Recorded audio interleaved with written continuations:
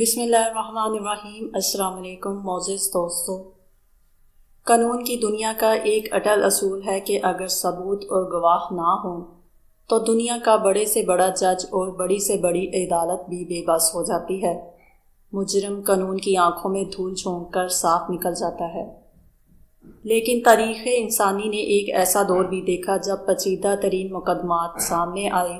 نہ کوئی گواہ تھا، نہ کوئی ڈی این اے ٹیسٹ، نہ کوئی سائنسی لیبارٹری اور نہ ہی کوئی اعتراف جرم، مگر پھر بھی مجرم خود اپنے پیروں پر چل کر عدالت آتا تھا اور کانپتے ہوئے اپنے منہ سے سچ اگلنے پر مجبور ہو جاتا تھا۔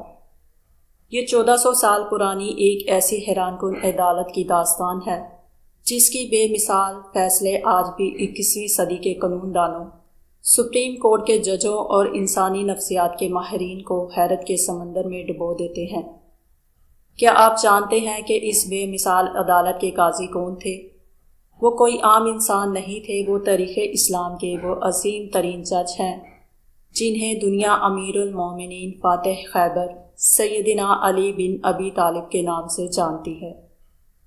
وہ ہستی جس کے بارے میں کائنات کے سب سے سچے انسان رسول اللہ صلی اللہ علیہ وآلہ وسلم نے فرمایا تھا، میں علم کا شہر ہوں اور علی اس کا دروازہ ہے۔ عام طور پر لوگ حضرت علی رضی اللہ تعالیٰ عنہ کو ایک بے باک جنگجو اور زاہد کے طور پر جانتے ہیں، لیکن آپ کی شخصیت کا ایک بہت بڑا پوشیدہ روپ آپ کی وہ الہی حکمت، گہری نفسیاتی سمجھ اور ریاضی کا وہ غیر معمولی علم تھا جس نے کائنات کے بڑے بڑے دماغوں کو چکرا کر رکھ دیا۔ آج کی یہ ویڈیو صرف چند قصے نہیں ہیں، بلکہ یہ انسانی عقل کی پرواز کی وہ حد ہے جہاں پہنچ کر سوچ ختم ہو جاتی ہے۔ آج آپ حضرت رضی اللہ تعالیٰ عنہ کے ایسے حیران کن فیصلے سنیں گے جہاں ہر واقعہ آپ کے رونگٹے کھڑے کر دے گا۔ کہیں انسان بلند ترین شکل میں نظر آئے گا، کہیں عقل دنگ رہ جائے گی، کہیں ایک چھوٹا سا فیصلہ جھوٹ کے اتنے بڑے جال کو تار تار کر دے گا کہ صدیوں تک لوگ اس کی مثالیں دیں گے۔ بغیر کسی بیرونی مدد کے کوئی انسان کسی کے دماغ کے اندر چھپا ہوا سچ کیسے دیکھ سکتا ہے؟ یہ جاننے کے لیے آئیے وقت کے تھارے کو 1400 سال پیچھے موڑتے ہیں اور چلتے ہیں اس دور میں جہاں اسلامی ریاست پھیل رہی تھی، نئے مسائل جنم لے رہے تھے اور دنیا کو ایک ایسی بصیرت کی ضرورت تھی جو رہتی دنیا تک کے لیے حق اور انصاف کا معیار بن جائے۔ چلیے رخ کرتے ہیں حضرت علی کے اس پہلے حیران کن فیصلے کی طرف، جہاں ایک ایسا انوکھا مقدمہ سامنے آیا جس نے پوری ریاست میں ہلچل مچا دی۔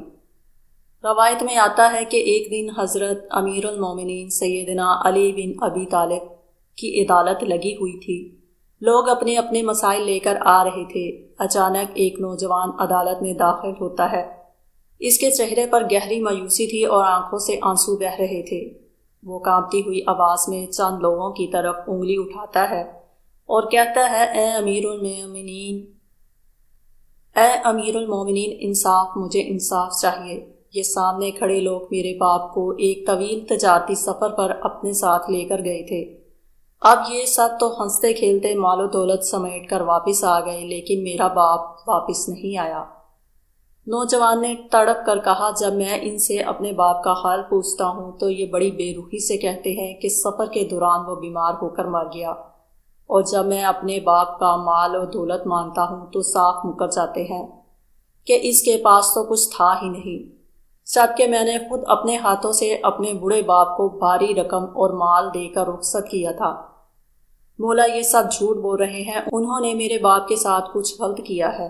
حضرت علی رضی اللہ تعالیٰ عنہ نے ان ملزمان کی طرف دیکھا۔ وہ سب بظاہر نہایت شریف، معزز اور پکے مسلمان لگ رہے تھے۔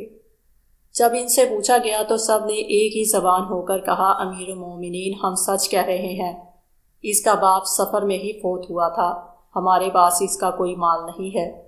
ان کے چہروں پر کوئی خوف نہیں تھا اور ان کے بیانات میں رتی برابر بھی تضاد نہیں تھا۔ اب ذرا سوچئے، ایسے حالات میں جہاں نہ کوئی گواہ ہو، نہ قتل کا کوئی ثبوت ہو، تو دنیا کا قانون بے بس ہو جاتا ہے۔ لیکن یہ عام عدالت نہیں تھی، یہ باب علم کی عدالت تھی۔ یہاں حضرت علی رضی اللہ تعالیٰ عنہ نے انسانی نفسیات کا وہ طریقہ کار استعمال کیا جسے آج 1400 سال بعد دنیا کی سب سے بڑی انویسٹیگیشن ایجنسیاں جیسے FBI اور CIA تفتیش کے لیے استعمال کرتی ہے، اور جدید قانون کی زبان میں اسے سائیکولوجیکل آئسولیشن کہا جاتا ہے۔ حضرت علی رضی اللہ تعالیٰ عنہ نے فوری حکم دیا ان تمام مشکوک افراد کو الگ الگ کمروں میں بند کر دیا جائے، کوئی ایک دوسرے کا چہرہ نہ دیکھ پائے اور نہ ہی آپس میں بات کر سکے۔ سب ملزمان کو الگ الگ کر دیا گیا۔ اب ان کا آپس میں رابطہ ٹوٹ چکا تھا۔ حضرت علی رضی اللہ تعالیٰ عنہ کمرے میں داخل ہوئے جہاں پہلا ملزم موجود تھا۔ آپ نے اسے سخت تفتیش کی، مگر وہ بڑا شاطر تھا۔ اس نے بڑی صفائی سے جھوٹ بولا اور جرم ماننے سے انکار کر دیا۔ اب یہاں حضرت علی رضی اللہ تعالیٰ عنہ نے وہ نفسیاتی چال چلی جس نے پورے کیس کا رخ بدل دیا۔ تفتیش کے دوران ہی آپ نے اچانک کمرے کے اندر سے جاہ و جلال سے بھرپور آواز میں نعرہ تکبیر بلند کیا، اللہ اکبر، اللہ اکبر۔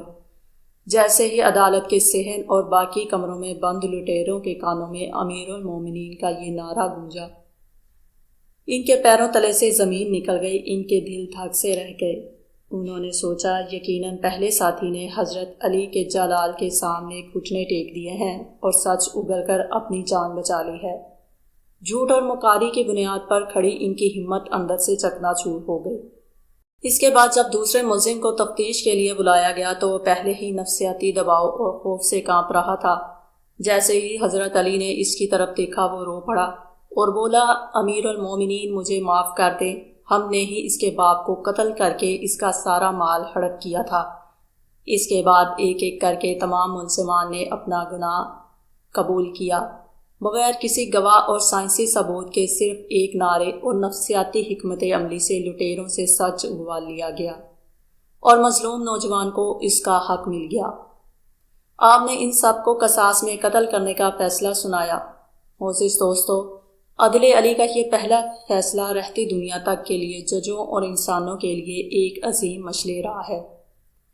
یہ واقعہ ہمیں سکھاتا ہے کہ جھوٹ کی عمر بہت چھوٹی ہوتی ہے۔ آپ جھوٹ کا جتنا بھی مضبوط قلعہ بنا لیں، سچائی کی ایک ذرہ بھی اسے مٹی میں ملا دیتی ہے۔ معزز دوستو، پہلے فیصلے کی گونج ابھی تھمی نہیں تھی کہ علم علی کی عدالت میں ایک ایسا انوکھا اور عجیب و غریب مقدمہ آیا جس نے اس دور کے بڑے بڑے ریاضی دانوں اور فلاسفروں کے سر چکرا کر رکھ دیے۔ ایک بڑا شخص وفات پا گیا، وہ اپنے پیچھے ترکے میں 17 اونٹ چھوڑ گیا۔ اس نے مرنے سے پہلے ایک عجیب وصیت لکھی تھی۔ وصیت کے مطابق سب سے بڑے بیٹے کو کل اونٹوں کا آدھا حصہ ملے گا، دوسرے بیٹے کو کل اونٹوں کا تہائی حصہ ملے گا اور سب سے چھوٹے بیٹے کو اونٹوں کا 9واں حصہ ملے گا۔ اب یہاں ایک ایسا جادوئی الجھاؤ شروع ہوا جس کا کوئی حل نظر نہیں آ رہا تھا۔ اگر آپ 17 اونٹوں کو آدھا کریں تو جواب آتا ہے 8.5 اونٹ، یعنی اونٹ کو آدھا کاٹنا پڑے گا۔ اگر تہائی کریں تو جواب پوائنٹس میں آتا ہے۔ تینوں بھائی آپس میں لڑ رہے تھے کہ اونٹ کو کاٹے بغیر وصیت کیسے پوری کی جائے۔ وہ روتے ہوئے مایوس ہو کر حضرت علی رضی اللہ تعالیٰ عنہ کے پاس پہنچے۔ امیر المومنین نے ان کی پریشانی سنی، مسکرائے پر ایک تاریخی جملہ بولا جو تاریخی ریاضی میں سونے کے حروف سے لکھا گیا۔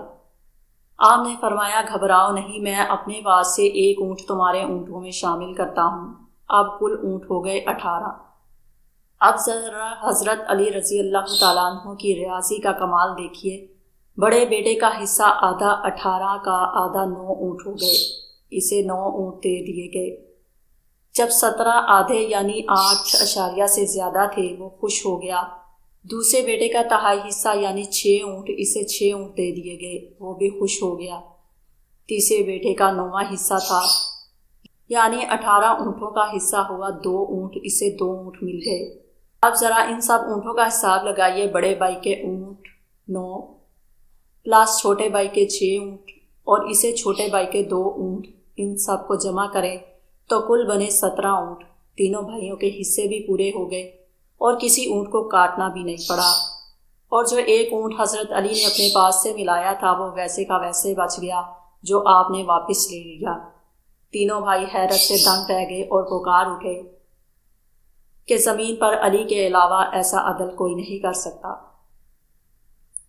دوستو، یہ صرف اونٹ مارنے کا قصہ نہیں ہے، یہ رہتی دنیا کے لیے پرابلم سالمی کا سب سے بڑا فارمولہ ہے جو زندگی میں کوئی مسئلہ ایسا آ جائے جہاں راستے بند لگیں تو حضرت علی کا یہ فیصلہ ہمیں سکھاتا ہے کہ آؤٹ آف دا باکس سوچو۔ کبھی کبھی مسئلے کو حل کرنے کے لیے ہمیں اپنی طرف سے کچھ محبت، کچھ قربانی، جیسے وہ ایک اونٹ شامل کرنی پڑتی ہے، جس سے دوسرے کا مسئلہ بھی حل ہو جاتا ہے اور ہمارا اپنا کچھ نقصان بھی نہیں ہوتا۔ چلیے داستان عدل کو ایک قدم اور آگے بڑھاتے ہیں اور سنتے ہیں وہ فیصلہ جہاں پیسے کی قیمت نہیں بلکہ حق کی قیمت تعین کی گئی۔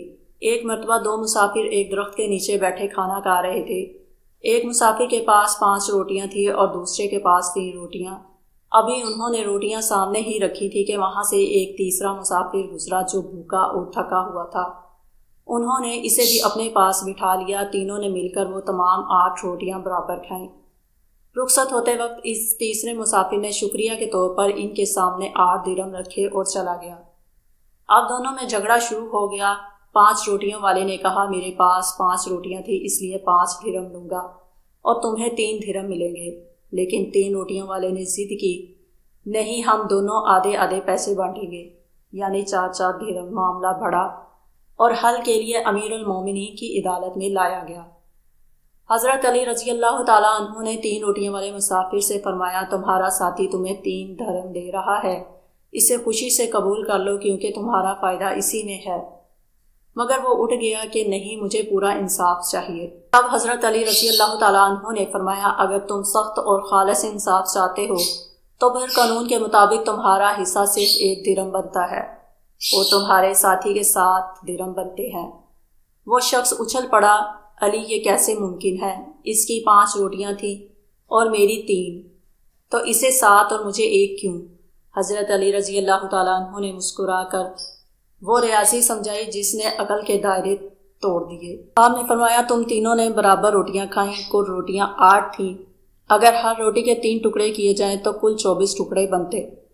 تم تینوں نے برابر کھائے، یعنی ہر ایک نے 8 ٹکڑے کھائے۔ اب ذرا حساب لگاؤ، تمہاری 3 روٹیوں کے 9 ٹکڑے بنے، جس میں سے 8 ٹکڑے تم نے خود کھائے، یعنی تم نے اس تیسرے مسافر کو صرف 1 ٹکڑا دیا، جبکہ تمہارے ساتھی کے 5 روٹیوں کے 15 ٹکڑے بنے، جن میں سے 8 ٹکڑے اس نے کھائے اور 60 ٹکڑے اس نے تیسرے مسافر کو دیے۔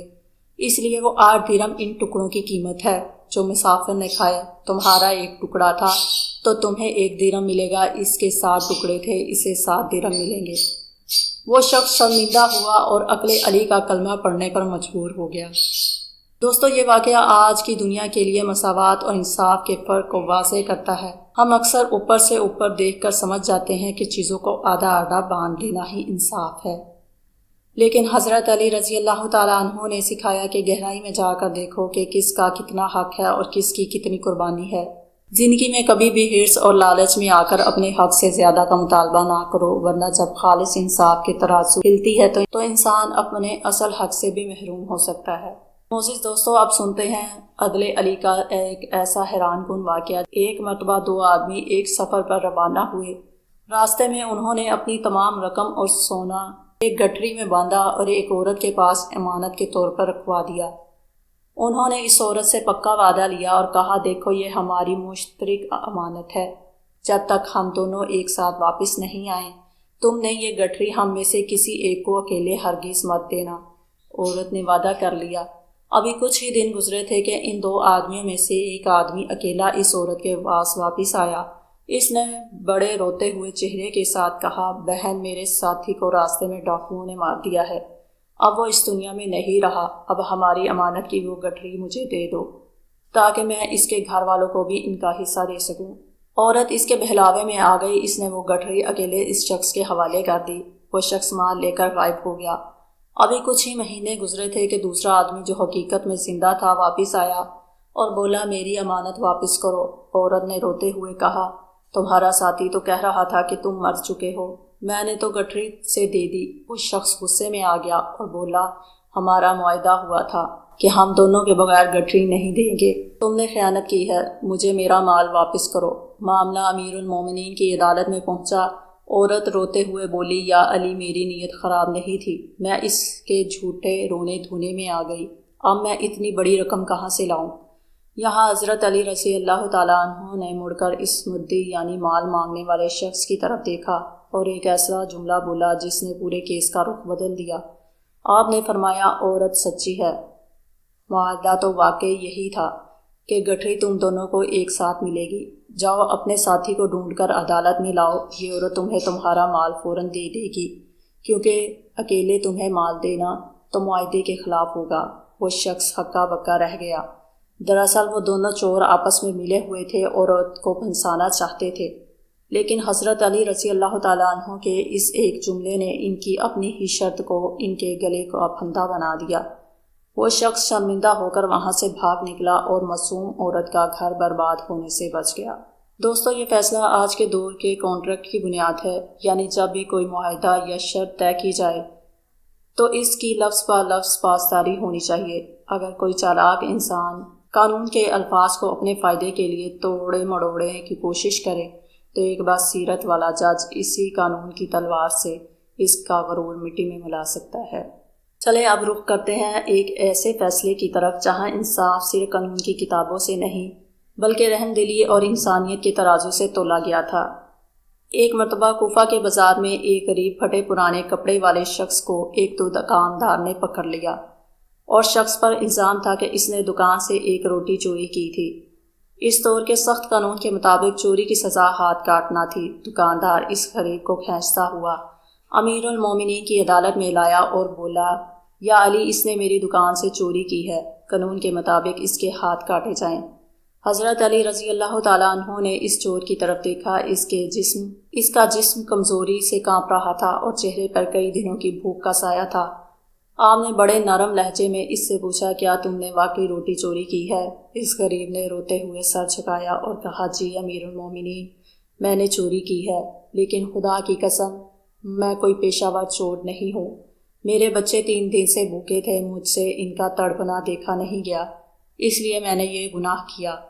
پوری عدالت میں سناٹا چھا گیا۔ دکاندار سزا پر اڑا ہوا تھا۔ یہاں باب علم حضرت علی رضی اللہ تعالیٰ عنہ نے جو فیصلہ سنایا، اس نے اسلامی تاریخ کے عدل کو رہتی دنیا تک کے لیے امر کر دیا۔ آپ نے دکاندار سے فرمایا، قانون کے مطابق اس کا ہاتھ نہیں کاٹا جا سکتا، کیونکہ اس نے یہ چوری عیاشی کے لیے نہیں بلکہ اپنی اور اپنے بچوں کی جان بچانے کے لیے کی، اور مجبوری کی چوری پر حد جاری نہیں ہوتی۔ آپ نے عدالت میں موجود بیت المالک کے گورنر اور اس علاقے کے معززین کی طرف دیکھا اور جلال میں آ کر فرمایا، اگر اس ریاست میں کوئی انسان بھوک کی وجہ سے چوری کرنے پر مجبور ہو جائے تو ہاتھ اس چور کے نہیں بلکہ اس علاقے کے گورنر اور امیر لوگوں کے کٹے جانے چاہیے، جنہوں نے اپنے ہوتے ہوئے غریب کو اس حال تک پہنچنے دیا۔ آپ نے بیت المال سے اس غریب کے لیے مستقل وظیفہ مقرر کرنے کا حکم دیا اور دکاندار کو اس کی روٹی کی قیمت اپنے پاس سے ادا کی۔ عدالت میں موجود لوگ آپ کے اس عدل پر رو پڑے۔ دوستو، یہ واقعہ دنیا کے تمام حکمرانوں اور امیروں کے لیے ایک بہت بڑا تماچا ہے۔ یہ قانون صرف غریبوں کو سزا دینے کے لیے نہیں ہوتا، بلکہ قانون کا اصل مقصد معاشرے سے مجبوری اور غربت کو ختم کرنا ہے۔ اگر ہمارے آس پاس کوئی بھوکا سو رہا ہے تو اس کا گناہ کہیں ہمارے بے حسی کا نتیجہ ہے۔ سچا انصاف وہ ہے جو انسان کی مجبوری کو سمجھے، نہ کہ اسے مزید کچل دے۔ معزز دوستو، چلیے اب سنتے ہیں عدل علی کا ایک اور ایسا حیران کن فیصلہ۔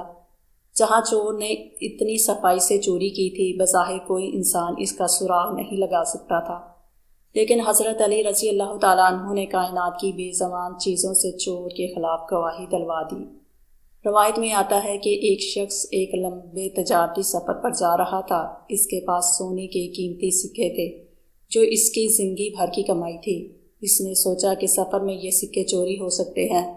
اس نے ایک مٹی کا گھڑا لیا، اس میں نیچے سارے سونے کے سکے رکھے اور اوپر سے اس گھڑے کو زیتون کے تیل سے بھر دیا، اور یہ گھڑا ایک پکے اور سب سے قریبی دوست کے پاس لے گیا اور بولا، بھائی، یہ میری امانت ہے، جب تک میں واپس نہ آؤں اسے سنبھال کر رکھنا۔ دوستوں نے حامی بھر لی۔ 3 سال بعد وہ شخص واپس آیا اور اس نے اپنے دوست سے گھڑا واپس مانگا۔ دوست نے گھڑا ویسے کا ویسے سامنے رکھ دیا، لیکن جیسے ہی شخص نے گھر جا کر گھڑے کا تیل نکالا تو اس کے پیروں تلے سے زمین نکل گئی۔ گھڑے کے نیچے موجود تمام سکے غائب تھے اور ان کی جگہ مٹی کے ٹکڑے بھرے ہوئے تھے۔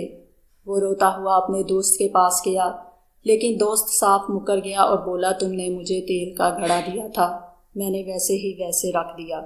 میں نے اسے ہاتھ بھی نہیں لگایا۔